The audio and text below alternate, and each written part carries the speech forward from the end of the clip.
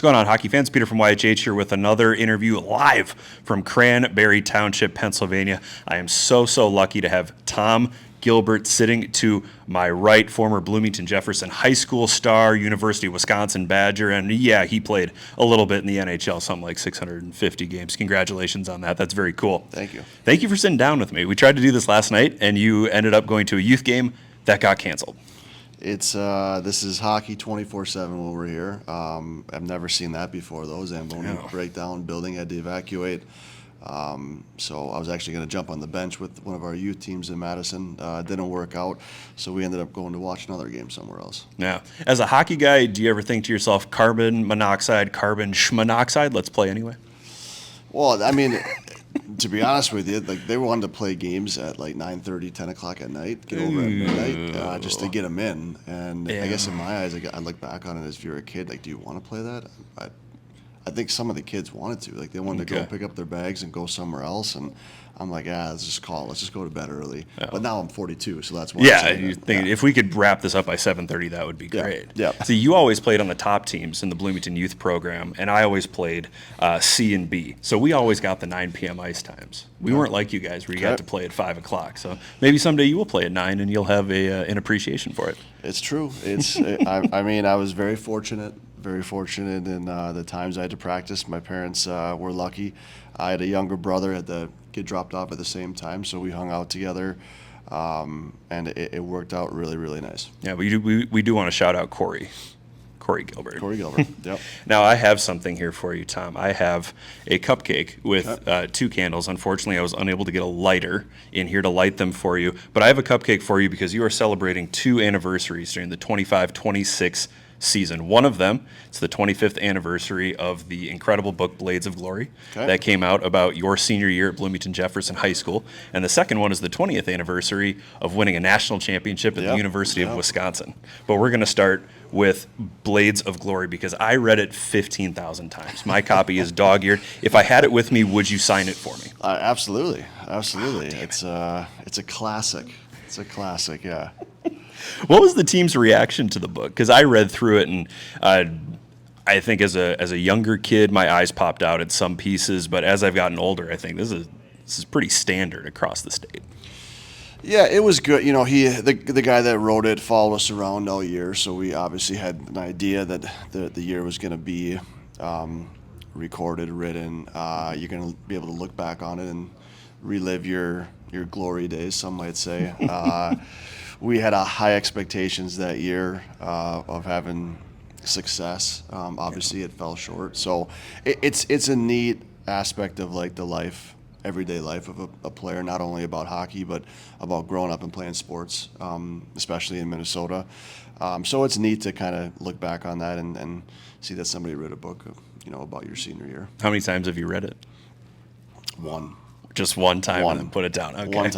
One time. It's actually everyone's got moments in their career or life that kind of give them perspective on what they got to work on, and it was one of those times that you take advantage of the fact that you had a really good hockey team and you would just expect to win. And it was a great learning lesson for me. Like, you can't just, in any sport, can't just go out there and, hey, we're going to win this game because we have a good team. It was heartbreaking moment for me, and I still remember that game, to this day, that we lost in the section semifinals, and you just never know in sports. So it was a great thing for me to go through. I think it made me a lot stronger. All right. Your senior year, you were considered a Mr. Hockey favorite during the preseason media blitz, and you finished the season with 20 goals and 18 assists. That's a good year. Mason Kraft won Mr. Hockey last year, and I think he finished with about 100 points in about 4 more games. Now, I'm not taking a shot at you. Go ahead. Wait, I'm not taking a shot. What does that say about the evolution of the game, though, where a Mr. Hockey preseason favorite finishes with 40 points, and you were probably close to the top in the state in scoring, especially considering the schedule you played, and then this year's Mr. Hockey has almost 100. How's the game evolved at the high school level? I mean, you can notice it, right? If you watch NHL hockey right now, and it starts from younger ages. Like the ability that players and coaches have with social media. I'm not a huge fan of social media all the time, but you're not on TikTok. there are advantages to it, right? You get to see what all these top players are doing, and you get to go and you teach your kids at a younger age now, right? There's some aspects that, maybe we're doing too much for young athletes in all sports. But you can see the progression of sports has just gotten better and better and better. Guys can skate better. Guys can stick handle better. It's amazing the talent that's coming up with these kids. And that's why their numbers are a lot better, right? Yeah. When you don't have to dump and chase like we had to do and get hit every single shift. A little Saturday and you special. get to hold on to the puck and make hockey plays, you're going to get a lot more points. Yeah, and I think that if you'd played forward your entire life, those point totals might have been a little bit higher too. Tell me a little bit about the transition from defense to forward, because you do mention, this is the last time I'll bring up the book, but you bring up in the book how your recruitment might have been altered a little bit because coaches knew you as an offensive defenseman, not a power forward. It's very interesting when I look back on it. I guess I was a player, never really had a preference. What I was going to play. If a coach said, hey, you're going to go play goalie, I probably would have been like, okay, I don't know what I'm doing. Probably would have been pretty good, too. The body's not made for that, I'll tell you that much. But they just moved back and forth. And, it was probably, when I look back on it, probably one of the better things that happened to me, because I got to experience, seeing the whole ice. From an offensive standpoint, from a defensive standpoint, how to get up in the rush if I'm playing defense, and provide offense from there. So it was great. And the year from my senior year, I played defense 2 years in high school. My senior year, I played forward.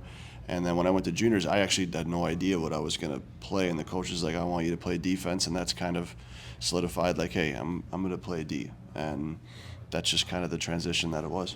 Yeah. What did the USHL look like when you first broke in? I believe it was 2001? 2001, yeah. 2001, you played with the Chicago Steel. What did the league look like compared to now? It's obviously changed completely when you look at the skill and the speed. The rinks were a lot different. I just remember some of the rinks. We had a rink in, I think it was Sioux City's old one, and it was tiny.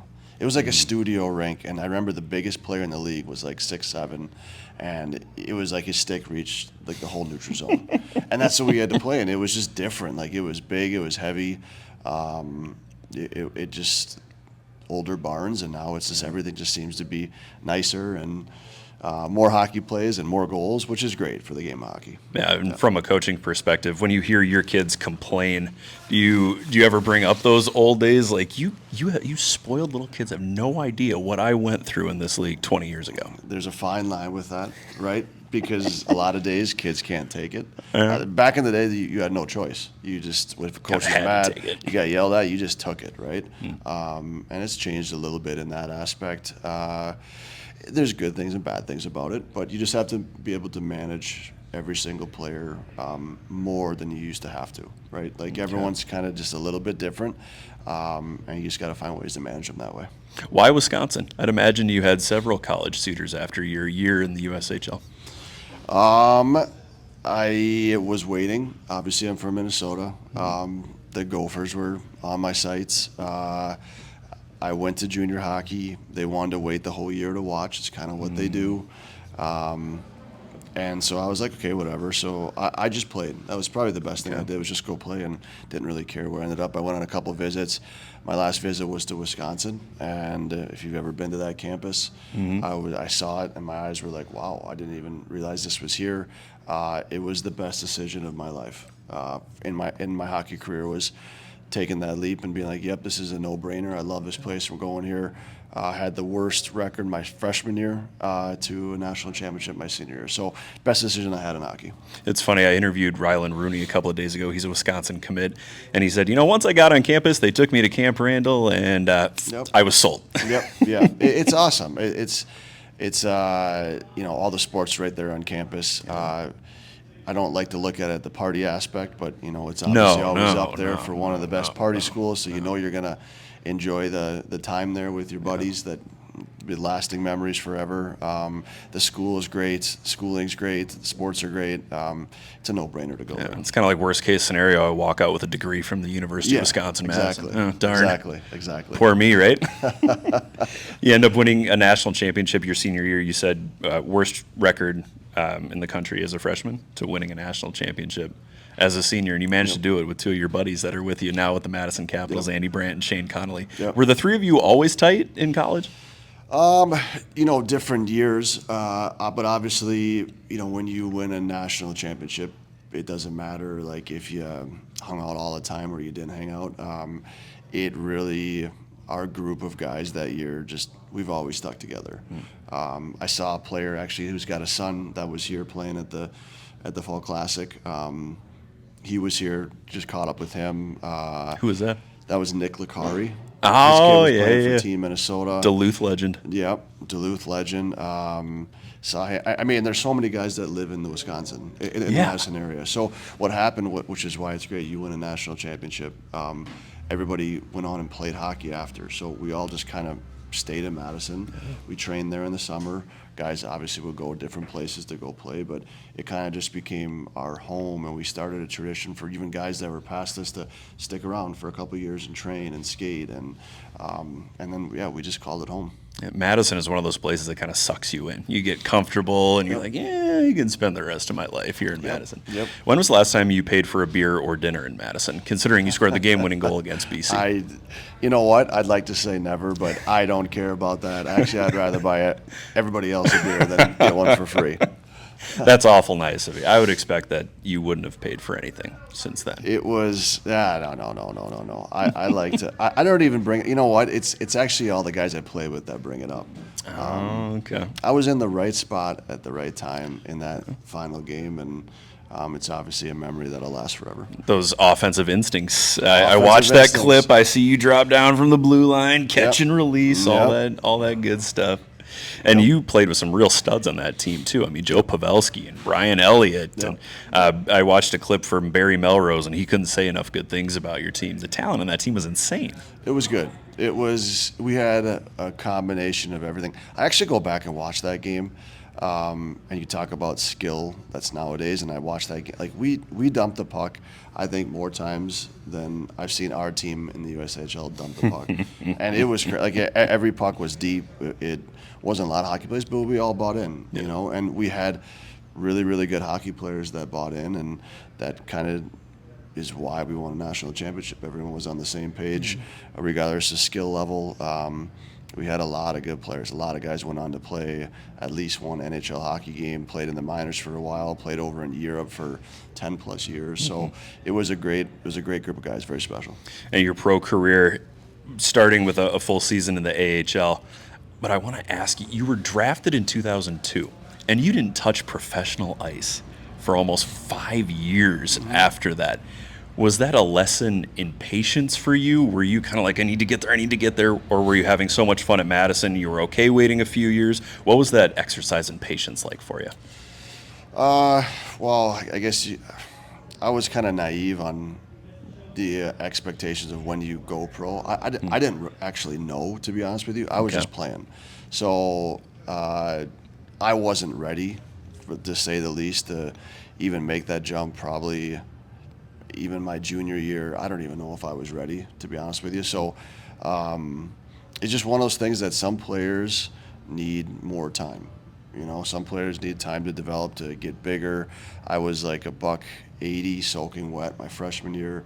Ended up being 210, 215 when I left my senior year. So if I didn't have that, going my first year playing pro, it would have been tough to keep up, And now you say that nowadays, like these kids it's crazy. Like they're by the age of 16, 17, 18, they're 12 already physically fit. Their skill level's already ready for, to go play pro. So, and that's just the way the game has changed. I think, though, that the majority of players should learn to chill the expletive out. I would say the word, but I don't want Kayla to have to bleep something out. But it feels as though that 12 and 13-year-olds, they have their advisors, and they have AAA teams that they play with in the summer, and it feels like everybody is rushing to get to the next level. I gotta go. Would part of your advice to younger players be just play? just play? It's just so different. Everybody's different. Like you can see, the guys that go play when they're 18 in the NHL. Well, they're an exception, right? That aspect hasn't changed. Like some kids need time to develop, and they get these pushes from people, on the outside, whether it's a family advisor, agent, whatever, their family, they feel like they have to get going. You need to get on the ice more, when in actuality, like you don't. Now, I think the kids being on the ice that much obviously is why these kids are better hockey players. Their skill set's a lot better. They're working on their skills in the summer. They're working on their skills during the year. They are getting more ice. They're getting skating coaches. Yes, that does make a difference in the long scheme of things, I guess. But again, everybody's different. Some kids just aren't ready. They need an extra year to develop before they go into college so they can go play right away. Rather than why rush in and maybe you're not going to play as much as you want. Why not be ready to go when you go in? I think that's probably the advice that I can give kids is take that extra year. Like you are in no rush. If you're going to get there, if people are going to see you play, if they're going to see your talent, like no matter what you do, if it's in 1 year, 5, 6 years, they're going to find you. Yeah, and I feel like being older, being more mature, it certainly helps with the longevity. You get to the AHL or the NHL, and you already have learned how to take care of your body, how to do the stretching, how to eat right, how to get some sleep. Your brain is just more fully formed. It is. You have to grow. College was the best thing for me, right? Like I was very blessed to be raised by my parents. They raised me the right way.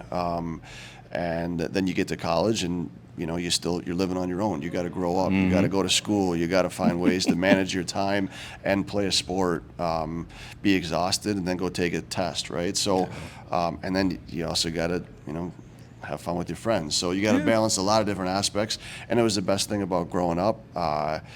It is the best 4 years of my life. You met your best friends when you were there, and I needed that. I needed that as an individual, as a hockey player.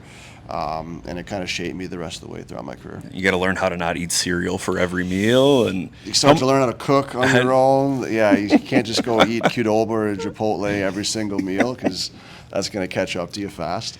Are you sure you can't eat Chipotle for every meal? Because I go to that Chipotle over there, and the line is out the door. Our guys love it. Our players love it. Yeah. Are you a Chipotle guy? I am. Yeah. They do a good job. Yeah, they do a good job. I suppose it's better than McDonald's or something. That stuff's getting extinct. It's got to get out of here.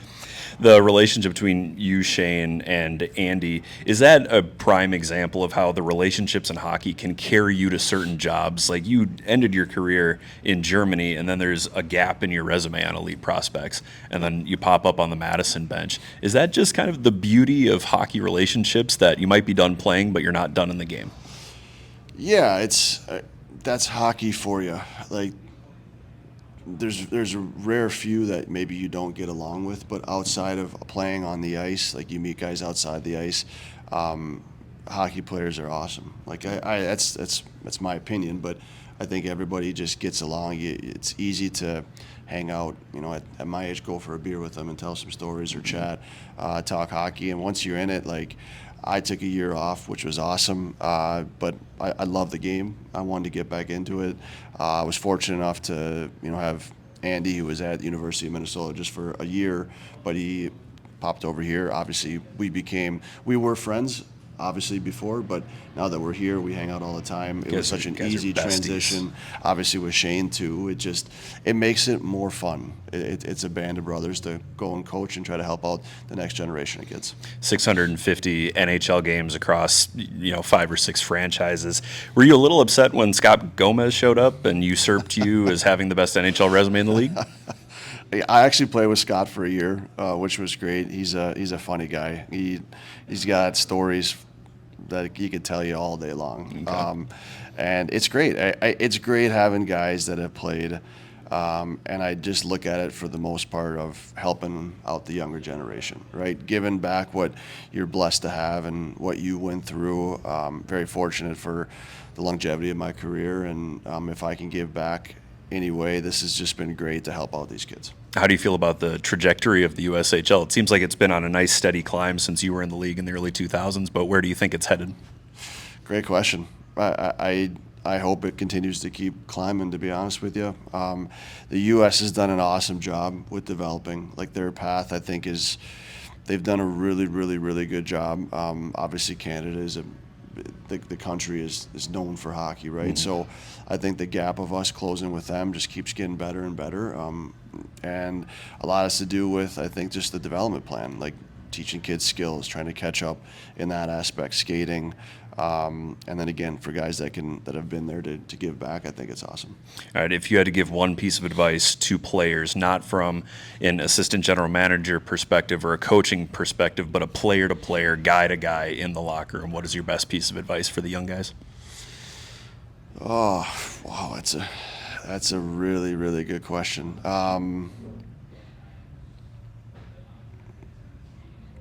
That's a great question. Use black tape. Yeah. I was never a guy that taped my stick. I just taped it. You just taped it? I just put on sock tape and stick tape. You didn't have the scissors or the little razor blade? I had the same curve my whole career. Didn't know if it was good for me or not, right? Like, now kids they got shooting coaches that let them know, like, hey, you got to maybe more flex or less flex or maybe a different curve, and they got to figure. I just played, right? Yeah. So, the best advice is, like, as these kids get older, is like, there's always someone watching, whether like they think so or not.